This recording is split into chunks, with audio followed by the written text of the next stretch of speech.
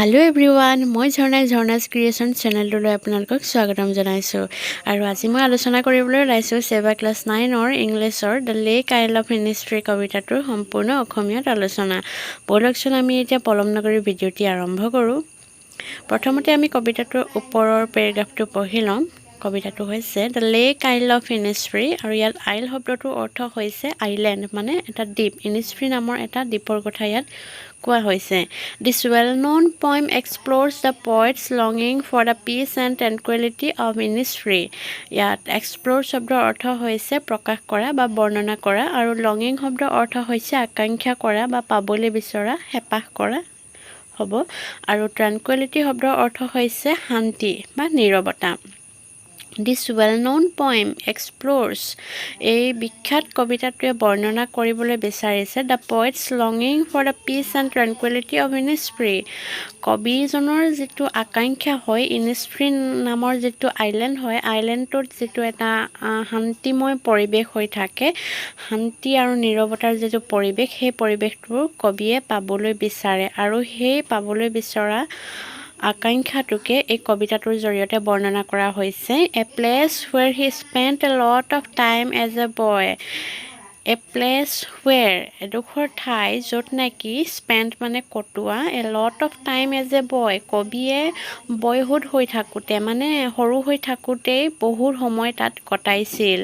This poem is a lyric আৰু lyric শব্দৰ অৰ্থ হৈছে গীত বা গান আৰু এই কবিতাটো এটা গান হয়। ব'লকচোন এতিয়া আমি কবিতাটোৰ ফাৰ্ষ্ট ষ্টেঞ্জাটো আলোচনা কৰোঁ। I will arise and go now and go to Innisfree and a small cabin built there of clay and wattles made.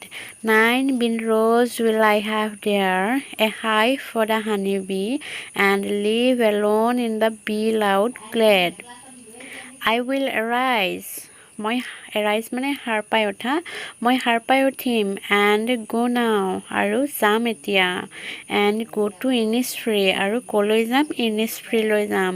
মই এতিয়া সাৰ পাই উঠিম আৰু যাম Innisfree-লৈ and a small cabin built there আৰু তাত মই এটা সৰুকৈ ঘৰ সাজিম। কেবিন মানে ইয়াত ঘৰ বুলি কোৱা হৈছে।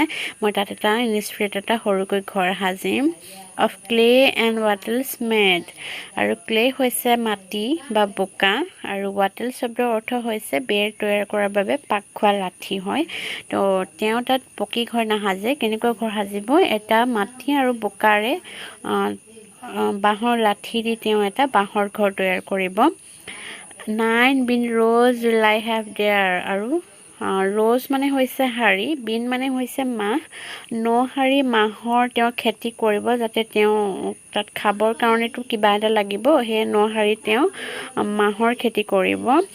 A hive for the honeybee আৰু hive শব্দৰ অৰ্থ হৈছে ঘৰ বা মৌবাহ, মানে মৌবাহ হ'ব, মৌ থাকিবৰ কাৰণে এটা মৌবাহ থাকিব। and live alone in the bee loud glade. glade শব্দৰ অৰ্থ হৈছে মুকলি ঠাই আৰু তেওঁ alone মানে অকলশৰে, তেওঁ অকলশৰে থাকিব মৌ-মাখিৰ এটা গুণগুণনি ডাঙৰ চাউণ্ড মানে লাউড মানে ডাঙৰ চাউণ্ড, গুণগুণনি এটা শব্দৰে তেওঁ তাত অকলশৰে থাকিব মানে Innisfree-ত থাকিব। এতিয়া আমি ছেকেণ্ড ষ্টেঞ্জাটো চাম।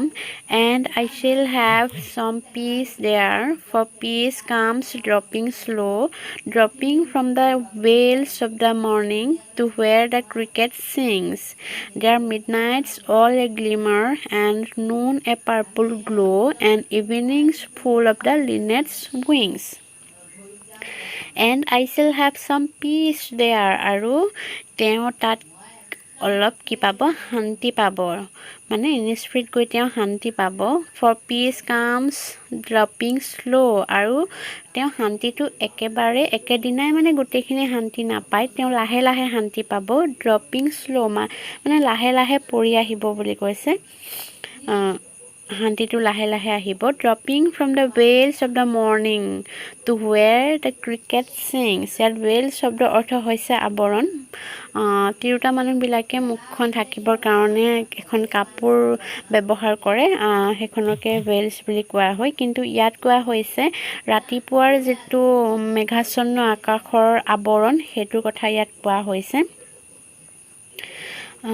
ডাৱৰৰ যিটো আৱৰণ সেই ডাৱৰৰ আৱৰণটোৰ পৰা শান্তি নামি আহিব ৰাতিপুৱা আৰু য'ত নেকি সেই ক্ৰিকেট শব্দৰ অৰ্থ হৈছে ফৰিংবোৰে গান গাই থাকিব ৰাতিপুৱাৰ এটা ধুনীয়া পৰিৱেশৰ কথা কৈছে য'ত কুঁৱলীৰে আৱৰি থাকিব আৰু ফৰিংবোৰে গান গাই থাকিব সেই পৰিৱেশটোৰ পৰা লাহে লাহে শান্তি তেওঁৰ মনলৈ নামি আহিব there midnight's all a glimmer and noon a purple glow' midnight মানে হৈছে মাজৰাতি আৰু গ্লিমাৰ শব্দৰ অৰ্থ হৈছে অনুজ্জ্বল ক্ষীণ পোহৰ আৰু সেই যে মাজৰাতিৰ যিটো এটা ক্ষীণ পোহৰ থাকিব সেই তাৰ মাজে মাজে আহিব তেওঁৰ মনলৈ শান্তি and noon a purple glow' আৰু আবেলিৰ যিটো সময় সেইটোত যেতিয়া বেলিটো ডুব যাব হয় সেইটো সময়তে এটা পাৰ্পল কালাৰ দৃশ্য হৈ যায় আৰু সেই পাৰ্পল কালাৰটোৰ পৰাই গ্ল' শব্দৰ অৰ্থ হৈছে দীপ্তি বা পোহৰ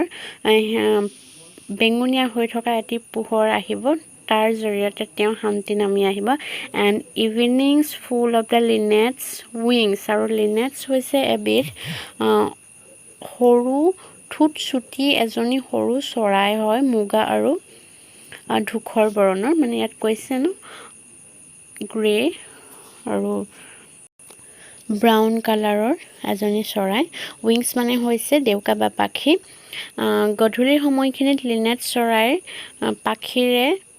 পাখিৰ শব্দৰে ভৰি থাকিব বুলি কৈছে আৰু তাৰ জৰিয়তে শান্তি নামি আহিব আৰু শেষৰ পেৰাগ্ৰাফটো হৈছে I will arise and go now for always night and day I hear the lake water lapping with low sounds by the shore while I stand on the roadway or on the pavements grey I hear it in the deep heart's core I will arise and go now মই সাৰ পাই উঠিম আৰু যাম এতিয়া for always night and day সদায় ৰাতি আৰু দিনত মানে তেওঁ একেবাৰে গুচি যাব এইটো নহয় যে তেওঁ এদিন গৈ গুচি আহিব সেইটো নহয় তেওঁ একেবাৰে গুচি যাব সেইকাৰণে কৈছে মই সদায় দিনে ৰাতি মই তাতেই থাকিম I hear the lake water lapping with low sounds by the shore ইয়াত লেপিং শব্দৰ অৰ্থ হৈছে খুন্দিওৱা আৰু shore শব্দৰ অৰ্থ হৈছে পাৰ বা দাঁতি I hear the lake water lapping with low sounds by the shore lake শব্দৰ অৰ্থ হৈছে